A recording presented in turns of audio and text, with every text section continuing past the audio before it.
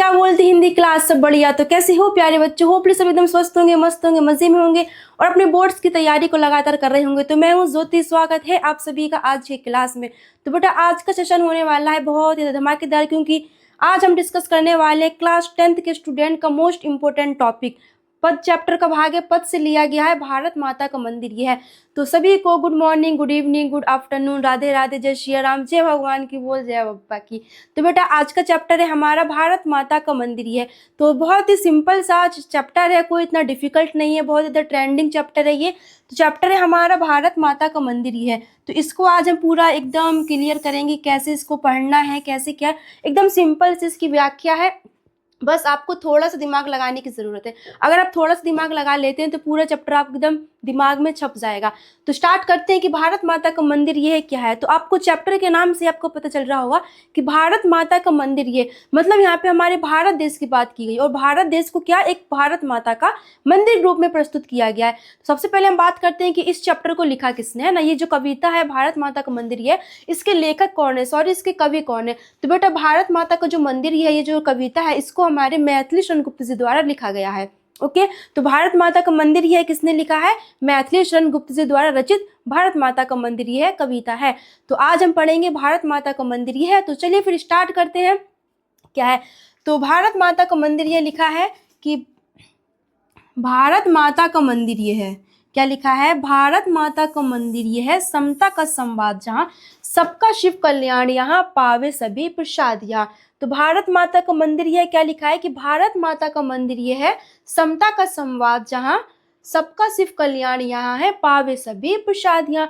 तो कहने का अर्थ क्या है बेटा कि जो हमारे कवि हैं मैथिली शरण गुप्त जी हैं, वो क्या कहते हैं कि भारत को उन्होंने एक अद्वितीय देश बताया है। क्या बताया है, अद्वितीय देश, की भारत एक अद्वितीय देश है। अब अद्वितीय का मतलब क्या हो जाता है कि इसके जैसा कोई दूसरा नहीं है ना, कि भारत को एक अद्वितीय देश बताया मतलब इसके जैसा कोई दूसरा देश नहीं है। तो बोला है उन्होंने कि भारत एक ऐसा अद्वितीय देश है जिसकी कल्याणकारी भावना भारत को अलग देशों से मतलब जो अन्य देश है उससे अलग करती है ना।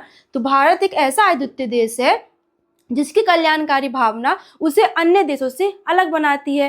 ओके और समता का संवाद जहाँ, और भारत में सभी को, समता मतलब समानता का, समता मतलब क्या हो जाता है बेटा, समानता, और संवाद मतलब क्या हो जाएगा कि बातें या फिर बोल सकते हैं चर्चाएं। तो समता का संवाद जहाँ और भारत में सभी यानी प्रत्येक व्यक्ति को, प्रत्येक मानव जाति को अपने विचारों को प्रस्तुत करने का समान अधिकार प्राप्त है। क्या कहने करते हैं कि भारत माता का मंदिर ये है समता का संवाद जहाँ।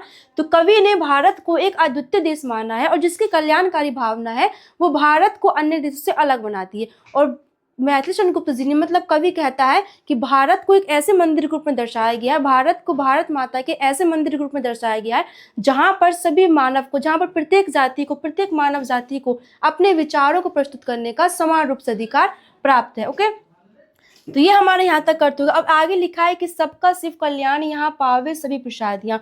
और क्या लिखा है कि इस देश मतलब भारत देश में सभी का कल्याण होता है, सभी की जो भी दुख तकलीफें होती है, प्रॉब्लम्स होती हैं, सभी को देखा जाता है, सभी प्रत्येक मानव जाति कल्याण होता है और सभी को प्रसन्नता रूपी अपने कर्मों के हिसाब से फल प्राप्त होता है। तो लिखा है भारत माता का मंदिर यह है समता का संवाद जहाँ सबका शिव कल्याण यहाँ है पावे सभी प्रसाद यहाँ। कहने का सिंपल सा अर्थ क्या है कि भारत एक ऐसा अद्वितीय देश है जहाँ पर जिसकी जो कल्याणकारी भावना है वो भारत को अन्य देशों से अलग बनाती है। और यह एक ऐसा देश है जहाँ पर सभी यानी प्रत्येक व्यक्ति को अपने विचारों को, अपने क्या बोलते हैं, अपने विचारों को प्रदर्शित करने का, अपने विचारों को व्यक्त करने का समान रूप से अधिकार प्राप्त है। और यहाँ पर सभी व्यक्तियों का कल्याण होता है और सभी को प्रसन्नता रूपी प्रसाद ग्रहण करते हैं या फिर सभी प्रसन्नता रूपी फल को प्राप्त करते हैं। तो यहाँ तक ये क्लियर हुआ सबको। अब आगे क्या लिखा है कि जाति धर्म या संप्रदाय का नहीं भेद व्यवधान यहाँ, जाति धर्म या संप्रदाय का नहीं भेद व्यवधान यहाँ। तो कवि क्या कहते हैं कि भारत एक ऐसा देश है जहाँ पर जाति धर्म को लेकर के कोई भी भेदभाव जैसे जो बाधाएं होती हैं वो नहीं है। मतलब यहाँ पर कोई अलग धर्म से है, कोई अलग धर्म से है, तो भेदभाव की भावना यहाँ पर है नहीं, मतलब भेदभाव रूपी जो बाधाएं हैं वो यहाँ पर नहीं है। तो जाति धर्म या संप्रदाय का नहीं भेद व्यवधान यहाँ। तो सिंपल सा अर्थ क्या है कि जो मैथिली शरण गुप्त जी हैं वो क्या कहते हैं कि हमारे देश मतलब भारत देश में जो जाति धर्म को लेकर के, संप्रदाय की प्रगति को लेकर के कोई भी भेदभाव रूपी जो बाधाएं हैं वो नहीं है। ओके, सबका स्वागत, सबका आदर, सबका सम्मान यहाँ, और सबका आदर सबका सम्मान मतलब सभी धर्म का यहाँ पर आदर होता है, सभी धर्मों का, सभी जातियों का यहाँ पर सम्मान किया जाता है। तो सिंपल से कहने का अर्थ क्या है कि जितने भी हमारे धर्म है, चाहे वो हिंदू धर्म हो, चाहे वो ईसाई धर्म हो, चाहे वो मुस्लिम धर्म हो, किसी भी वर्ग का व्यक्ति हो, किसी भी धर्म का व्यक्ति हो, सबको यहाँ पर समान रूप से, समान हृदय से, है ना, निर्मल हृदय से सबका आदर सम्मान किया जाता है और सभी को समान भाव से देखा जाता है। ओके, तो इतना पूरा क्लियर हो सभी को। तो क्या कहने का अर्थ है कि भारत माता का मंदिर यह है समता का संवाद, जहाँ सबका शिव कल्याण, यहाँ पावे सभी प्रसाद, यहाँ जाति धर्म या संप्रदाय का नहीं भेद व्यवधान, यहाँ सबका सम्मान, यहाँ और सबका स्वागत, सबका आदर, सबका सब सम्मान। यहाँ तो कहने का अर्थ पूरा क्या है बेटा यहाँ से यहाँ तक का कि जो हमारे मैथिली चंद्रगुप्त जी हैं वो कहते हैं कि भारत एक ऐसा अद्वितीय देश है जहां पर प्रत्येक व्यक्ति को अपने विचारों को प्रस्तुत करने का अधिकार स्वतंत्र रूप से प्राप्त हुआ है। मतलब सभी का आपस में समान रूप से व्यवहार है, सभी अपनी बातों को समान रूप से एक दूसरे से व्यक्त कर सकते हैं। सबका सिर्फ कल्याण यहाँ और सबका भारत रूपी देश में ना, भारत माता रूपी देश में यहाँ पर सभी का कल्याण होता है और उनको प्रसाद मतलब उनको अपनी प्रसन्नता रूपी प्रसाद भी ग्रहण होता है। और जाति धर्म या संप्रदाय का कि किसी भी व्यक्ति को मतलब कोई भी जाति, कोई भी धर्म, यहाँ पर किसी प्रकार का भेदभाव देखने को नहीं मिलता है और सबका सम्मान, सबका स्वागत यहाँ पर समान रूप से, समान भाव से किया जाता है। ओके, आगे क्या लिखा है कि राम, रहीम, बुद्ध, ईसा का सुलभ एक साथ ध्यान। यहाँ सुलभ का मतलब बेटा क्या हो जाता है कि आसानी से, है ना, सुलभ का मतलब क्या हो जाएगा आसानी से। तो राम, रहीम, बुद्ध, ईसा का सुलभ एक साथ ध्यान। या अब यहाँ पर कवि हमारे क्या कहते हैं कि जो स्थान हमारे राम का है, कवि क्या कहते हैं कि जो स्थान हमारे राम का है, भारत में जो स्थान हमारे राम का है वही स्थान रहीम का है, वही स्थान बुद्ध का है, वही स्थान ईसा का है। ठीक है, तो क्या बोला है कि आपको पता होना चाहिए कि हमारे भारत देश में विभिन्न जातियां पाई जाती है ना, और सभी जो है अलग अलग धर्म के होते हैं। कोई ईसाई धर्म से है, कोई मुस्लिम वर्ग से है, कोई हिंदू धर्म से, कोई सिख धर्म से है। तो वही बोला है कवि ने कि जो स्थान भारत में राम का है वही स्थान अन्य धर्म के भगवान का भी है। तो बोला है कि राम, रहीम, बुद्ध, ईसा का सुलभ एक सा ध्यान, यहाँ भिन्न भिन्न भाव संस्कृतियों के गुण गौरव का ज्ञान। यहाँ कि जो स्थान भारत में राम का है वही स्थान हमारे रहीम का है, वही स्थान बुद्ध का है, वही स्थान ईसा का है। और भिन्न भिन्न मतलब अलग अलग या फिर अनेक अनेक, भाव मतलब संसार की, भाव मतलब बेटा क्या हो जाएगा संसार, भाव मतलब क्या हो जाएगा संसार। तो लिखा है कि भिन्न भिन्न मतलब अलग अलग संसार की संस्कृतियों का जो गुण गौरव मतलब महत्व है वो हमें सभी को बताना चाहिए कि भारत रूपी देश में भारत कोई क्या भारत माता का मंदिर बताया गया है। तो भारत में अलग अलग प्रकार की अलग अलग संसार की संस्कृतियों का जो गौरव है, संस्कृति को जो महत्व है, जो गुण है वो सभी को बताना चाहिए और सभी को समान भाव के लिए, सभी के प्रति समान भाव रखना, सभी धर्मों का आदर करना, सभी जातियों का सम्मान करना, इन सब के लिए प्रेरित करना चाहिए कि वो सभी जातियों को क्या बोलते हैं समान भाव से रखें, सभी का सम्मान करें, सभी धर्मों को सम्मान करें, इन सब चीज़ों के लिए प्रेरित करना चाहिए। तो ये एक पैराग्राफ हमारा खत्म होता है। ओके, अब आगे हमारे मैथिली चंद्रगुप्त जी क्या कहते हैं, नहीं चाहिए बुद्धि वैर की भला प्रेम का उन्माद। यहाँ नहीं चाहिए बुद्धि वैर की भला प्रेम का उन्माद, यहाँ सबका सिर्फ कल्याण यहाँ है, पावे सभी प्रसाद। यहाँ अब बेटा मैथिली चंद्रगुप्त जी क्या बोलते हैं कि हमें बुद्धि वैर की नहीं चाहिए भाई, हमें किसी से दुश्मनी नहीं करनी चाहिए, भला प्रेम का उन्माद। यहाँ कि भारत एक ऐसा देश है जहां पर असीमित प्रेम है ना, तब जहां पर अनकंडीशनल प्रेम बोलते हैं ना कि असीमित प्रेम और मानवता का गुण विद्वान है। मतलब प्रत्येक व्यक्ति में सभी के प्रति, एक दूसरे के प्रति मानवता का, प्रेम का, असीमित प्रेम विद्वान है। तो हमें जो है किसकी दुश्मनी की बुद्धि नहीं चाहिए हमको, हमें किसी से दुश्मनी की आवश्यकता नहीं है। तो बोला गया है कि नहीं चाहिए बुद्धि वैर की भला प्रेम का उन्माद। यहाँ कि भारत एक ऐसा देश है जहां पर असीमित प्रेम और मानवता का जो गुण है वो अभी विद्यमान है। इसीलिए हमें किसी भी व्यक्ति के लिए, है ना, किसी व्यक्ति के लिए हमें दुश्मनी की बुद्धि नहीं चाहिए। ओके, सबका शिव कल्याण यहाँ पावे सभी प्रसाद। यहाँ कि भारत देश में सभी के प्रति मानवता की भाव रखना, एक दूसरे के प्रति समान भाव रखना, असीमित प्रेम रखना, इन सब होने के कारण ही हमारे देश का कल्याण होता है ना। सबका मतलब इन्हीं सब के कारण ही सबका कल्याण होता है और सभी प्रसन्नता रूपी फल को ग्रहण करते हैं ना, पावे सभी प्रसाद या मतलब सभी प्रसन्नता रूपी फल को ग्रहण करते हैं। तो हमें क्या बोला गया कि हमें भाई किसी से भी बुद्धि मतलब किसी प्रकार की हमें दुश्मनी की बुद्धि नहीं चाहिए, क्योंकि भारत एक ऐसा देश है जहां पर असीमित प्रेम और मानवता गुण जो है अभी भी विद्यमान है। इसीलिए कभी कहता है कि हमें भाई किसी से भी दुश्मनी की बुद्धि नहीं चाहिए, हमें दुश्मनी किसी से नहीं निभानी चाहिए। आगे लिखा है कि सब तीर्थों का एक तीर्थ ये है, क्या लिखा है, सब तीर्थों का तीर्थ एक। अब भारत को, किसको, भारत को सभी तीर्थों का एक तीर्थ बताया गया है ना। जितने भी हमारे तीर्थ होते हैं मान लीजिए, तो बोला गया है कि भारत एक ऐसा देश है जहां पर सभी तीर्थों का समूह है। मतलब अगर आप भारत में आते हैं तो आपको सभी तीर्थ की यात्रा जो है वो भारत में ही मिल जाएगी। कहने का सिंपल शर्त क्या है कि जैसे 4 प्रकार के मान लीजिए हमारे तीर्थ होते हैं, सब लोग तीर्थ यात्रा करने के लिए जाते हैं, तो किसी को भी अगर तीर्थ करना है तो अलग अलग देश में जाने की जरूरत नहीं है, आप लोग भारत देश में आइए, वहां पर आपको सभी तीर्थों का संगम मिल जाएगा।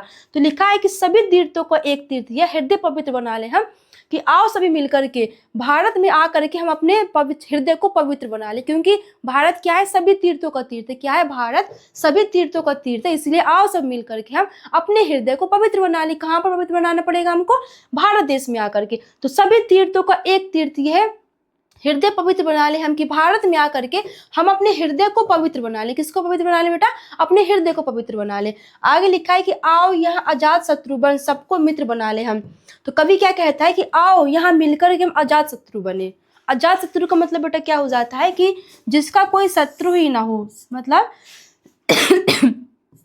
अजात शत्रु मतलब होता है कि जिसका कोई शत्रु ना, मतलब जिसका शत्रु, जिसका कोई दुश्मनी भाई अभी तक जन्म न लिया हो, है ना। तो बोल रहे हैं कि आओ यहाँ अजात शत्रु बन, सबको मित्र बना ले हम, कि मानवता की भावना से, प्रेम की भावना से, सभी के प्रति समान भाव रखकर हृदय में अपने हृदय को पवित्र बना ले हम, और सभी को, किससे भी हमारी दुश्मनी ना हो, है ना, कि किसी से भी हमारी दुश्मनी ना हो, और सभी को हम अपना मित्र बना ले, किसी से भी हमारी दुश्मनी ना हो, और हम मिल करके सभी को अपना मित्र बना ले, सभी आपस में भाईचारे की भावना रखें।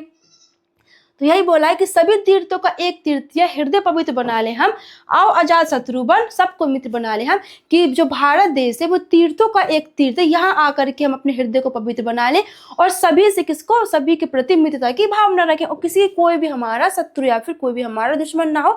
अजात शत्रु बने हम, कि हमारे बीच में, हमारे लिए कोई भी दुश्मन पैदा ही ना हो, और हम सभी अपने एक दूसरे के प्रति मित्रता की भावना को रखें, सबको मित्र बना ले हम। आगे लिखा है कि रेखाएं प्रस्तुत हैं, अपने मन के चित्र बना ले हम। बेटा यहाँ बोला गया है कि हमारे भारत देश में अनेक रेखाएं प्रस्तुत है। क्या बोला गया है कि रेखाएं प्रस्तुत है, अपने मन के चित्र बना ले हम, कि हमारे भारत देश में अनेक रेखाएं प्रस्तुत है और हम अपने भविष्य का निर्माण कर ले। मतलब मन के चित्र बना ले हम का मतलब क्या अर्थ हो जाएगा कि हम अपने भविष्य का निर्माण कर ले। मन के चित्र बना ले हम का मतलब क्या, निर्माण करने। अब रेखाएं प्रस्तुत का मतलब क्या हो जाएगा कि हमारे देश में क्या हो जाएगा, हमारे जो देश है वहां पर अपने भविष्य के निर्माण करने के लिए बहुत से गुणों का अभाव, मतलब बहुत से गुणों का समावेश है ना, जितने भी सभी के प्रति समान भाव रखना। तो इन्हीं सद्गुणों को अपना करके हमें अपने भविष्य का निर्माण करना चाहिए। तो क्या बोला गया है कि रेखाएं प्रस्तुत है, अपने मन के चित्र बना ले हम। तो बोला गया है कि हमारे भारत देश में जो भी, देखिए आपको पता होना चाहिए कि जिस भी हम किसी के साथ रहते हैं तो वहाँ पर अच्छे गुण भी होते हैं उस व्यक्ति में और बुरे गुण भी होते हैं। तो यहाँ कवि कहता है कि यहाँ सद्गुणों का मतलब जो उससे अच्छे गुण हैं, जो उस व्यक्ति में अच्छे गुण, उसको ग्रहण करके हम अपने भविष्य का निर्माण कर लें। तो अगर हम अच्छे गुणों को क्या बोलते हैं ग्रहण करेंगे तो हमारा भविष्य कैसा होगा, अच्छा होगा। अगर हम बुरे गुणों को ग्रहण करेंगे तो हमारा भविष्य क्या होगा, बुरा होगा। तो यही बोला है कि रेखाएं प्रस्तुत है, कि अत्यधिक रेखाएं प्रस्तुत है हमारी, मतलब अत्यधिक सद्गुण हमारे लिए है। तो उन्हीं को ग्रहण करके हम क्या कर लें, अपने भविष्य का निर्माण कर लें, अपने भविष्य को बना लें। आगे लिखा है 100 आदर्शों को लेकर के एक चरित्र बना ले हम। 100 आदर्शों को लेकर के, अब यहाँ जैसे बताया गया है कि हमारे देश में जैसे महात्मा गांधी हो गए, सुभाष चंद्र बोस हो गए, रविंद्रनाथ टैगोर जी हो गए, है ना, और बंकिम चंद्र चटर्जी हो गए। तो इन सब महापुरुषों के आदर्शों पर चल करके, यानी कि इन सब महापुरुषों के आदर्शों पर चल करके हमें अपने चरित्र को क्या करना चाहिए, हमें अपने चरित्र को अच्छा बनाना चाहिए। इन्हीं भारतवासियों के आदर्शों पर चल करके हमें अपने चरित्र का निर्माण करना चाहिए। तो सिंपल सा कहने का अर्थ क्या है कि रेखाएं प्रस्तुत है, अपने मन का चित्र बना ले हम। 100 आदर्शों को लेकर के एक चित्र बना ले हम, कि अच्छे गुणों को ग्रहण करके हम अपने चरित्र का निर्माण कर ले, मतलब हम अपने भविष्य का निर्माण कर ले। और महान पुरुषों के आदर्शों पर चल कर, किसके, महान पुरुषों के आदर्शों पर चल करके हमें अपने चरित्र का निर्माण करना चाहिए। तो ये पूरा यहाँ तक का एंड होता है। अब आगे देखते हैं कि आगे की, बेटा बिल्कुल सिंपल सी व्याख्या है, बस आपको एक बार अच्छे से थोड़ी सी मेहनत करने की जरूरत, सिर्फ थोड़ा सा दिमाग लगाने की जरूरत है। एज इट इज पूरा का पूरा व्याख्या आपकी सेम ही है। ओके, तो ये पूरा यहाँ तक क्लियर होता है। अब आगे देखते हैं कि आगे क्या बोल रहा है। तो बेटा आगे लिखा है कि बैठो माता के आंगन में। आगे क्या लिखा है कि बैठो माता के आंगन में, नाता भाई बहन का। अब ये हमारे मैथिली शरण गुप्ता जी क्या कहते हैं कि जो भारत है उसको क्या कहा गया है कि भारत एक माता का मंदिर है। तो वही बोल रहे हैं कि भारत रूपी माता के मंदिर में, किसके, भारत रूपी माता के मंदिर में विशाल आंगन में सबको बैठना चाहिए। और कैसे बैठना चाहिए, सभी के प्रति भाई बहन का क्या होना चाहिए, व्यवहार होना चाहिए कि आओ बैठो भारत माता की मंदिर, मतलब भारत रूपी माता के विशाल आंगन में बैठो और सभी एक दूसरे के प्रति बंधुत्व की क्या करें, भावना रखें, सभी आपस में भाईचारे की भावना रखें, सभी आप एक दूसरे को अपने भाई बहन समझे उसकी प्रसव वेदना वही लाल है माई का। अब यहाँ पे क्या बोला है कवि ने, प्रसव वेदना का मतलब बेटा क्या होता है, प्रसव का मतलब क्या होता है कि जब कोई माँ अपने बच्चे को जन्म देती है तो वो उस समय जो पीड़ा को सहन करती है उसको क्या बोलते हैं, प्रसव वेदना होती है। कि जब कोई माँ अपने बच्चे को जन्म देती है तो उस समय जो पीड़ा होती है ना, वो असहनीय पीड़ा होती है, तो उसको हम प्रसव वेदना बोलते हैं। तो वही बोला कवि ने कि जो अपनी माँ की प्रसव वेदना को समझता है वही माँ का, मतलब वही एक माँ का अच्छा पुत्र होता है, वही एक माँ का लाल होता है। तो यही बोला है कि बैठो माता के आंगन में, नाता भाई बहन का, समझो उसकी प्रसव वेदना वही लाल है माई का। कि आओ बैठो कहाँ पर, भारत माता के मंदिर पे, है ना, भारत रूपी माता के विशाल आंगन में बैठो और सभी एक दूसरे के प्रति भाई बहन का नाता रखो। और क्या लिखा कि समझो उसकी प्रसव वेदना, और जो अपनी माँ की पीड़ा को समझता है, जो माँ की प्रसव वेदना को समझता है वही लाल है माई का।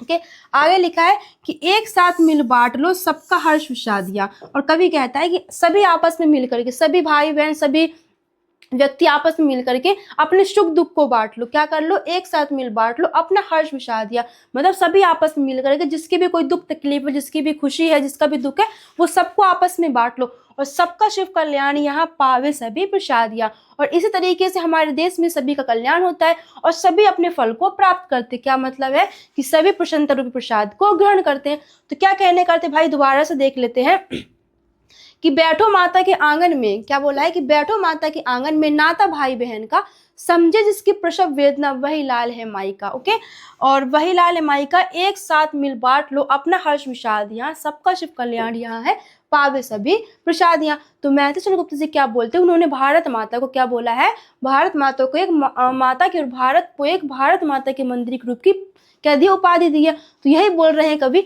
कि आओ बैठो भारत माता के विशाल आंगन में और सभी आपस में बैठ करके बंधुत्व, मतलब भाई बहन के, मतलब भाईचारे का क्या करें, भाईचारे की तरह रहें। और जो अपनी माँ की प्रसव वेदना को समझता है वही एक सच्चा पुत्र होता है।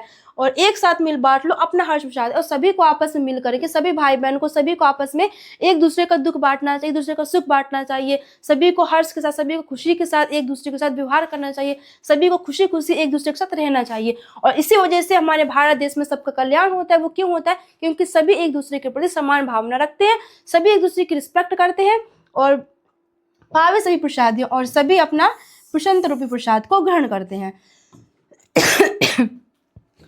अब आगे क्या लिखा है कि मिला सेवा का हमें पुजारी।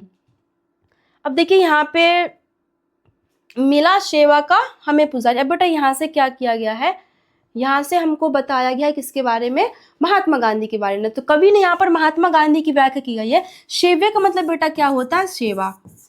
ओके, सेवा का मतलब क्या हो जाएगा, सेवा। तो यहाँ पर इस पैराग्राफ में जो कवि हमारे जो मैथिली चंद्रगुप्त जी, उन्होंने महात्मा गांधी के बारे में बताया गया। आपको पता है कि महात्मा गांधी क्या स्वतंत्रता संग्रामी थे। उन्होंने हमारे भारत देश को आजाद करने में बहुत ही अहम भूमिका निभाई है। तो महात्मा गांधी के बारे में बताया गया है कि जो भारत माता को, महात्मा गांधी की एक ऐसे सपुत्र की आवश्यकता थी, भारत माता को भाई आजाद कराने के लिए, भारत माता की रक्षा करने के लिए एक ऐसे पुत्र की आवश्यकता थी। जो वो कौन थे, वो महात्मा गांधी थे। तो बताया कि मिला सेव्य का हमें पुजारी, सकल काम उसी न्याय का, मुक्ति लाभ कर्तव्य यहाँ है एक एक अनुयायी का। तो क्या बोला है कि भारत माता को, कभी बोलते हैं कि भारत माता को एक ऐसे सपुत्र की आवश्यकता थी कि महात्मा गांधी जैसे सेवा की, महात्मा गांधी जैसे अहिंसा के पुजारी। कौन, महात्मा गांधी कौन थे बेटा, अहिंसा के पुजारी थे। तो महात्मा गांधी जैसे अहिंसा के पुजारी ने भारतवासियों, किसको, भारतवासियों को समान भाव से ना, सेवा भाव, समान भाव से स्वतंत्रता दिलाने के लिए अपना कर्तव्य, अपना बलिदान पूरा लगा दिया था। ठीक है, कहने का अर्थ क्या है यहाँ पर, तो कहने का बेटा क्या है कि कवि कहता है कि भारत माता को एक ऐसे सपुत्र की आवश्यकता थी, भारत माता को एक ऐसे पुत्र की आवश्यकता थी कि महात्मा गांधी जैसे अहिंसा के पुजारी ने समान भाव से, समान भाव से, सभी के प्रति समान भाव रख करके भारतीय को, किसको, भारत के देशों को स्वतंत्रता दिलाने के लिए बलिदान का और अपना बलिदान का और त्याग का जो क्या था, कर्तव्य था, उसने उन्होंने पूरा निभाया। मतलब उन्होंने स्वतंत्रता दिलाने के लिए अपना पूरा कर्तव्य निभाया था। ओके, उसके बाद क्या लिखा है कि मुक्ति लाभ कर्तव्य यहाँ एक एक अनुयायी का। और जो भी व्यक्ति, जो भी मानव जाति के जो भी व्यक्ति थे, जो मनुष्य किसका, महात्मा गांधी का अनुसरण करते हैं। अनुसरण का मतलब क्या, जो महात्मा गांधी के विचारों का पालन करते हैं, उन्होंने क्या किया था, भारत माता को रक्षा करने के लिए, भारत माता को स्वतंत्रता दिलाने के लिए उन्होंने अपना प्रथम कर्तव्य माना था। तो सिंपल से बेटा कहने का अर्थ क्या है यहाँ पर कि मिला सेव्य का हमें पुजारी, सकल काम उसी न्याय का, मुक्ति लाभ कर्तव्य यहाँ एक एक अनुयायी का। कि भारत माता को एक ऐसे पुत्र की आवश्यकता थी कि महात्मा गांधी से अहिंसा के पुजारी ने समान भाव से भारत को स्वतंत्रता दिलाने के लिए, भारत स्वतंत्रता को दिलाने के लिए उन्होंने अपना पूरा कर्तव्य जो था उन्होंने पूरा किया। और महात्मा गांधी का अनुसरण करने वाले जो व्यक्ति हैं, उन्होंने भारत की रक्षा करने के लिए, भारत माता की रक्षा करने के लिए अपना जो क्या त्याग बलिदान थे उसको अपना प्रथम कर्तव्य समझा। उसके बाद के लिए कोटि कोटि कंठों से मिलकर उठे एक जयनाद। यहाँ अब सभी लोग जो है मिल करके भारत माता की जय का क्या करते हैं, उच्चारण करते हैं। कोटि कोटि कंठों से मिल करके क्या करें, कोटि कोटि कंठों से मिलकर के उठे एक जयनाद, यहाँ सबका शिव कल्याण, यहाँ पावे से प्रसाद। यहाँ कि सभी प्रत्येक व्यक्ति जो है मिल करके, सभी देशवासी मिल करके भारत माता की जयकार लगाते हैं और सभी आपस में भाईचारे का व्यवहार करते हैं और सबका शिव कल्याण है, पावे से प्रसाद है। इसीलिए कवि कहता है कि यहाँ भारत देश में सभी का कल्याण होता है और सभी प्रसाद रूपी, सभी प्रसन्न रूपी प्रसाद को ग्रहण करते हैं। तो एक बार पूरा देख लीजिए यहाँ से यहाँ तक का। ये वाला जो क्या बोलते हैं, ये वाला जो पैराग्राफ है यहाँ से यहाँ तक की लाइन का, ये थोड़ा डिफिकल्ट है, आपको समझने की जरूरत पड़ेगी क्योंकि यहाँ पर महात्मा गांधी के बारे में बताया गया। तो कवि कहता है कि मिला सेव्य का हमें पुजारी, सकल काम उसी न्यायी का, मुक्ति लाभ कर्तव्य यहाँ एक एक अनुयायी का, कोटि कोटि कंठों से मिलकर उठे एक जयनाद जा। तो मैथिली शरण गुप्त जी कहते हैं, क्या बोलते हैं कभी हमारे, क्या कहते हैं कि भारत माता को एक ऐसे पुत्र की आवश्यकता थी, कैसे, महात्मा गांधी जैसे, कि भारत माता की रक्षा के लिए, भारत की स्वतंत्रता के लिए एक ऐसे पुत्र की आवश्यकता थी कि महात्मा गांधी के अहिंसा पुजारी, महात्मा गांधी जैसे अहिंसा के पुजारी ने समान भाव, समान भाव का मतलब क्या हो जाएगा कि सभी के प्रति समान भाव रखना है ना, तो समान भाव से भारत की स्वतंत्रता के लिए त्याग और बलिदान का जो कर्तव्य था वो उन्होंने पूरा किया। और जो महात्मा गांधी का अनुसरण करने वाले व्यक्ति थे, मतलब महात्मा गांधी के विचारों का, उनके आदर्शों का जो पालन करने वाले व्यक्ति थे, उन्होंने भारत माता की रक्षा के लिए, भारत माता को बचाने के लिए उन्होंने अपना त्याग बलिदान प्रथम कर्तव्य समझा। सभी जो समस्त देशवासी, सभी भारतवासी सभी साथ में मिलकर के भारत माता का जयकार लगाते हैं और इसीलिए कवि ने कहा है कि यहाँ पर सभी का कल्याण होता है। क्यों कल्याण होता है, क्योंकि सभी आपस में मिलकर के भाईचारे की भावना से रहते हैं और सभी प्रसन्नता रूपी प्रसाद को ग्रहण करते हैं। तो ये पूरा चैप्टर हमारा खत्म होता है और मोस्ट इम्पोर्टेंट चैप्टर है क्योंकि भारत से रिलेटेड भी है और मैथिली शरण गुप्त द्वारा रचित भी है, क्योंकि ये भाई भारत का मंदिर, भारत को एक मंदिर में प्रस्तुत किया, तो इम्पोर्टेंट तो है बेटा। और ये इम्पोर्टेंट के साथ साथ बहुत ज़्यादा सरल भी है, इतना कोई डिफिकल्ट नहीं है। अगर आप इसको थोड़ा सा दिमाग लगा के, थोड़ी सी बुद्धि का यूज़ करेंगे ना, तो पूरा आपको क्लियर हो जाएगा, कोई इतना डिफिकल्ट नहीं है इसमें, ठीक है। और ये बेटा कहाँ से लिया गया, हमारा मैथिली शरण गुप्त जी द्वारा। ये किसने लिखा है हमारा, ये लिखा है भारत माता का मंदिर, ये है मैथिली शरण गुप्त द्वारा रचित है। किसके द्वारा, मैथिली शरण गुप्त द्वारा। ओके, तो ये चैप्टर पूरा हमारे यहाँ खत्म होता है। तो मिलते हैं फिर नेक्स्ट एक और वीडियो के साथ, दूसरे वीडियो में डिस्कस करेंगे कोई अगला चैप्टर। तो अपना भाई तैयारी अच्छे से कीजिएगा, बोर्ड एग्जाम नजदीक है सभी के। तो चलिए फिर मिलते हैं नेक्स्ट वीडियो में, तब तक के लिए सभी को take care, all the best.